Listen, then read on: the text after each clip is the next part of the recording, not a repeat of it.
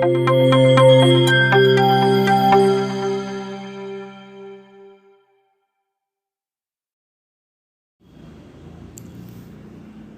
प्यारे बच्चों, आज की इस वीडियो में हम पढ़ेंगे ल्हासा की ओर नामक पाठ के प्रश्न उत्तर।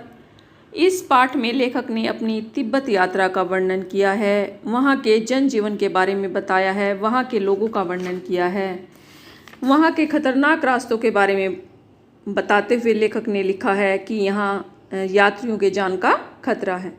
लेखक ने वर्णन किया है कि यहाँ के समाज में जाति प्रथा, पर्दा प्रथा की बुराई अभी नहीं आई थी। यहाँ के लोगों के घरों में आप अंदर तक जाकर अपनी चाय तैयार कर सकते हैं। बच्चों, अब हम करेंगे पहला प्रश्न। थोडल्ला के पहले के आखिरी गांव में पहुँचने पर भिखमंगे के वेश में होने के बावजूद लेखक को ठहरने के लिए उचित स्थान मिला, जबकि दूसरी यात्रा के समय भद्र वेश भी उन्हें उचित स्थान क्यों नहीं दिला सका। बच्चों, पहली बार जब लेखक ने यात्रा की थी उस समय उनका एक सहयात्री बौद्ध भिक्षु था सुमति। उसके जान पहचान वाले लोग रहते थे। इसका मुख्य कारण था संबंधों का महत्व।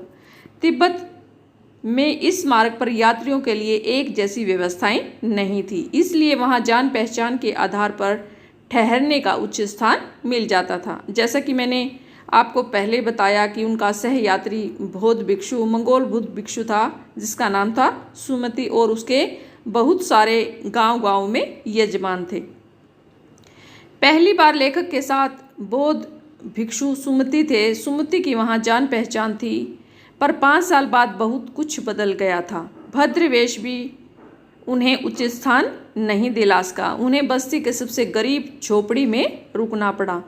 यह सब उस समय के लोगों की मनोवृत्ति में बदलाव के कारण भी हुआ होगा। वहाँ के लोग शाम पीते ही छड़ पीकर होश हवास खो देते थे। यानी क्या बताया है कि उस समय की लोगों की मनोवृत्ति कैसी होती है उस बात पर भी निर्भर करता है कि आपको उचित स्थान मिलेगा अथवा नहीं मिलेगा, क्योंकि शाम के समय छड़ पीकर लोग अपना होश हवास खो बैठते थे।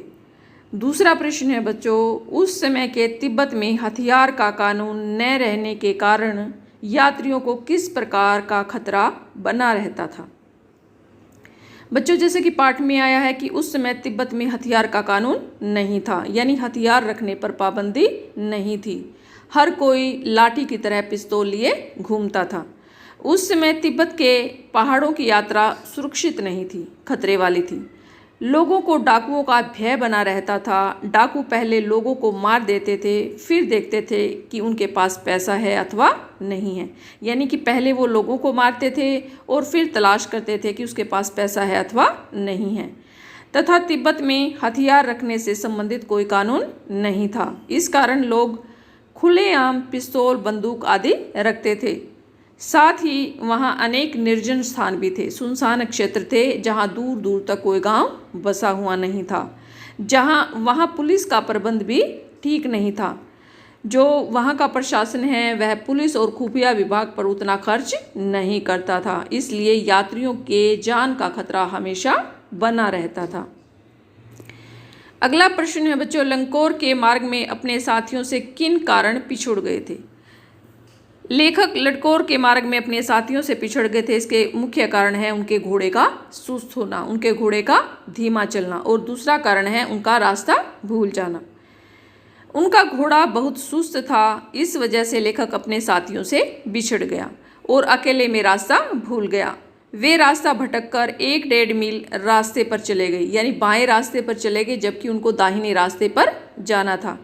तो पहला कारण है घोड़े का सुस्त होना और धीमा चलना, जिस कारण लेखक अन्य साथियों से पिछड़ गया, और दूसरा कारण है रास्ता भटककर गलत रास्ते पर चले जाना और लौटकर फिर सही रास्ते पर आना। इसी कारण जो लेखक है वह अपने साथियों से पिछड़ गए थे। अगला प्रश्न है बच्चों, लेखक ने शेखर विहार में सुमति को उनके यजमानों के पास जाने से रोका, परंतु दूसरी बार रोकने का प्रयास क्यों नहीं किया।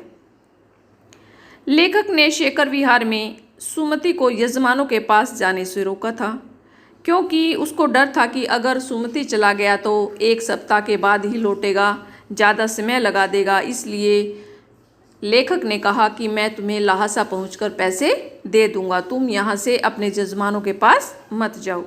लेखक ने शेखर विहार में सुमति को यजमानों के पास जाने से रोका था, क्योंकि अगर वह जाता तो उसे बहुत वक्त लग सकता था और इससे लेखक को 1 सप्ताह तक उसकी प्रतीक्षा करनी पड़ती।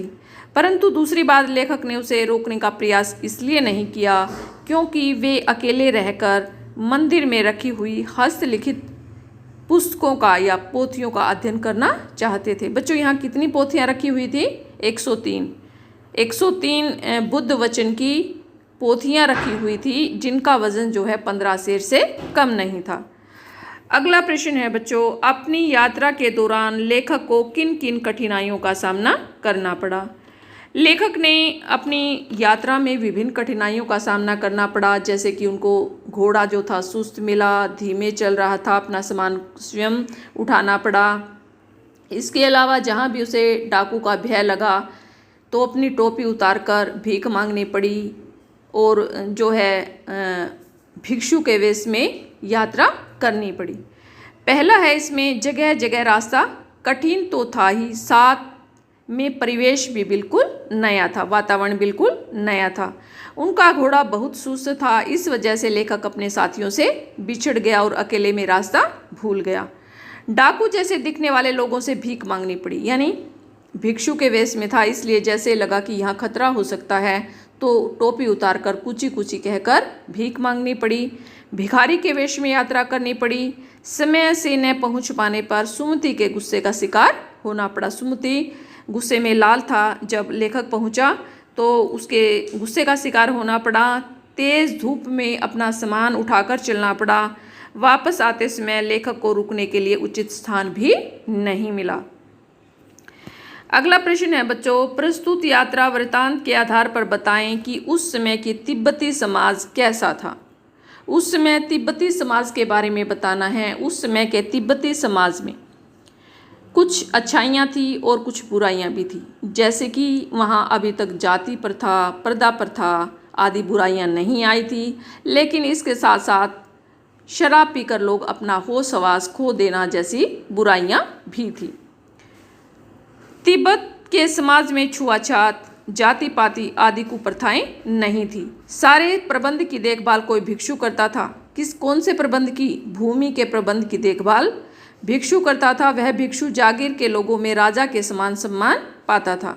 भूमि बच्चों वो जागीरों में बटी हुई थी और उसका ज़्यादातर हिस्सा बौद्ध मठों के पास या विहारों के पास था, और उन बौद्ध मठों या विहारों में से कोई भिक्षु जाकर जमीन की देखरेख का कार्य करता था। उस समय तिब्बती की औरतें पर्दा नहीं करती थी, पर्दा प्रथा नहीं थी। उस समय तिब्बत की ज़मीन जागीरदारों में बटी थी, जिसका ज़्यादातर हिस्सा मठों के हाथ में था, और ये मठ के लोग जो हैं वो भिक्षुओं को भेजकर ज़मीन का प्रबंध करवाते थे, देखरेख करवाते थे।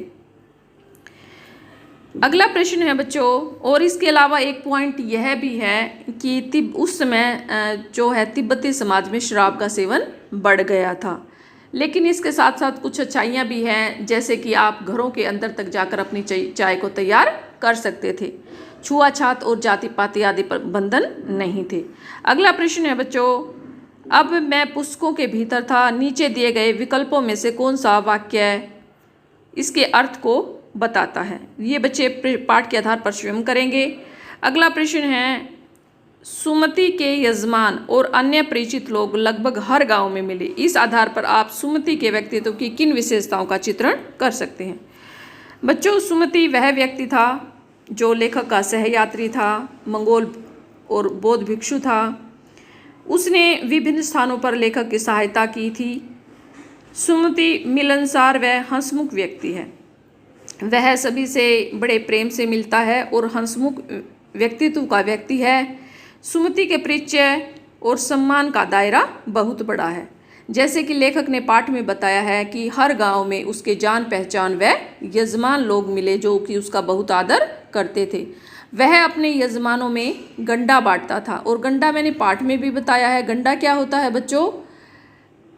मंत्र पढ़कर धागा या कपड़े की जो चिरी दी जाती है उसको बोला जाता है गंडा। एक प्रकार से आप साधारण शब्दों में समझे तो ताबीज़।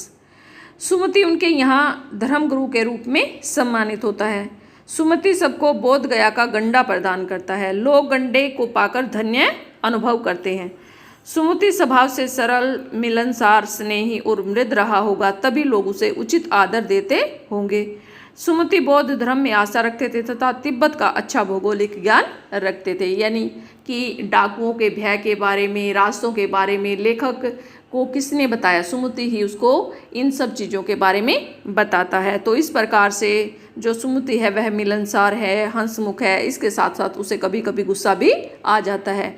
जैसे कि हम पाठ में देखते हैं कि जब लेखक रास्ता भटक जाता है और देर से पहुंचता है तो उसे सुमति के गुस्से का शिकार होना पड़ता है। अगला प्रश्न है बच्चों, हालांकि उस वक्त मेरा वेश ऐसा नहीं था, उन्हें कुछ भी ख्याल करना चाहिए था। उक्त कथन के आधार पर हमारे आचार व्यवहार के तरीके वेशभूषा के आधार पर तय होते हैं। आपकी समस्या उचित है अथवा अनुचित। बच्चों, हम देखते हैं कि किसी की पोशाक को देखकर हम उसके व्यक्तित्व के बारे में अंदाज़ा लगा लेते हैं कि किससे हमें मिलना है, किससे हमें नहीं मिलना है, किससे हमें बातें करनी है, किससे नहीं करनी। पहली बात पर किस बात को देखकर अंदाज़ा हम लगाते हैं? पोशाक को देखकर। तो अब लेखक सामान्यतः लोगों में एक धारणा बन गई है कि पहली बार मिलने वाले व्यक्ति का आंकलन उसकी वेशभूषा के आधार पर किया जाता है, कि हम वेशभूषा देखकर उसका आंकलन करते हैं। हम अच्छा पहनावा देखकर किसी को अपनाते हैं तो गंदे कपड़े देखकर उसे धुतकारते हैं। यानी कि चाहे उसके आंतरिक गुण कितने भी अच्छे हों, हम उसे धुतकार देते हैं। लेखक भिखमंगों के वेश में यात्रा कर रहा था, इसलिए उसे यह अपेक्षा नहीं थी कि शेखर विहार का भिक्षु उसे सम्मानपूर्वक मिलेगा। और शेखर विहार के भिक्षु का क्या नाम था बच्चों? नेम से। कि लेखक को ये आशा नहीं थी क्योंकि उसका वेश अच्छा नहीं था कि इस प्रकार इतने अच्छे प्रकार से वह, इतने सम्मान से वह मिलेगा। हमारे विचार से वेशभूषा देखकर किसी के व्यवहार का अंदाजा लगाना या आंकलन करना पूरी तरह से ठीक नहीं है। अनेक संत महात्मा, बौद्ध भिक्षु साधारण वस्त्र पहनते थे। अब कितने सारे जो थे संत महात्मा थे, कितने भी, किसी के भी उदाहरण उठा के ले लो, महात्मा गांधी हैं, कबीरदास हैं, सूरदास जी हैं, कितने ही संत महात्मा हुए जिनके जो पहनावा था वो बड़ा ही साधारण था, किंतु वे उच्च चरित्र के इंसान हुए हैं, पूज्य होते हैं। हम पर पहला प्रभाव वेशभूषा के कारण ही पड़ता है। उसी के आधार पर हम भले बुरे की पहचान करते हैं, परंतु वेशभूषा में कुत्सित विचारों वाले लोग भी हो सकते हैं। यानी वेशभूषा किसी ने अच्छी पहन ली तो इसका ये अर्थ कतई बिल्कुल नहीं है कि उसके विचार अच्छे ही होंगे। इसलिए केवल वेशभूषा के आधार पर किसी का आंकलन करना बहुत ही गलत बात है। हमारे विचार से ऐसा नहीं होना चाहिए। गरीब व्यक्ति भी चरित्र में श्रेष्ठ हो सकता है। वेशभूषा सब कुछ नहीं है। कीचड़ में खिलने पर भी कमल अपनी सुंदरता बनाए रखता है। ये मतलब उसके गुण हैं।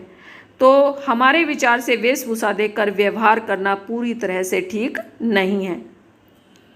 अगला प्रश्न है बच्चों, यात्रा वृत्तांत के आधार पर तिब्बत की भौगोलिक स्थिति का शब्द चित्र प्रस्तुत करें। वहाँ की स्थिति आपके राज्य शहर से किस प्रकार से भिन्न है? तिब्बत बच्चों भारत के उत्तर में स्थित है, जो नेपाल का पड़ोसी देश है। इसकी सीमा भारत चीन से लगती है। तिब्बत पहाड़ी प्रदेश है। यहाँ समुद्र तट से 16-17 हज़ार फीट की ऊंचाई पर स्थित है। जैसे कि एक स्थान के बारे में, डांडा जो सबसे ऊंचा स्थान है उसके बारे में लेखक ने बताया है कि यह सबसे ऊंचा स्थान है। और क्या बताया है कि इसके रास्ते में दूर दूर तक कोई गांव नहीं पड़ता। इसके रास्ते ऊंचे नीचे और बीहड़ हैं। पहाड़ों के अंतिम सिरों और नदियों के मोड़ों पर खतरनाक सूने प्रदेश बसे हुए हैं। यानी कि भौगोलिक स्थिति कुछ इस प्रकार है कि नदियों के मोड़ों के कारण और पहाड़ों के सिरों के कारण दूर दूर तक चलते हुए भी किसी आदमी को नहीं देखा जा सकता और दूर दूर तक किसी गांव या गिराव की बस्ती नहीं है। यहाँ मिलों मिल तक कोई आबादी नहीं होती। एक और हिमालय की बर्फीली चोटियाँ दिखाई पड़ती हैं तो दूसरी ओर ऊंचे ऊंचे नंगे पहाड़ खड़े दिखाई देते हैं। जैसे कि लेखक ने वर्णन किया है कि दक्षिण में जो बर्फ़ पड़े हुए चोटियाँ थीं तो दूसरी तरफ नंगे पहाड़ थे। तिडरी एक विशाल मैदानी भाग है जिसके चारों ओर पहाड़ ही पहाड़ हैं। यहाँ बीच में एक पहाड़ी है जिस पर देवालय स्थित है। देवालय को पत्थरों के ढेर, जानवरों के सींगों और रंग बिरंगे कपड़ों की झंडियों से सजाया गया है। अगला प्रश्न है बच्चों, आपने किसी स्थान की यात्रा अवश्य की होगी, यात्रा के दौरान अनेक अनुभव किए होंगे, उनको प्रस्तुत कीजिए। ये बच्चे अपने आप स्वयं करेंगे। तो ये थी बच्चों ल्हासा की ओर नामक पाठ की वीडियो। मैं आशा करती हूँ कि आप सभी को ये समझ में आ गई होगी।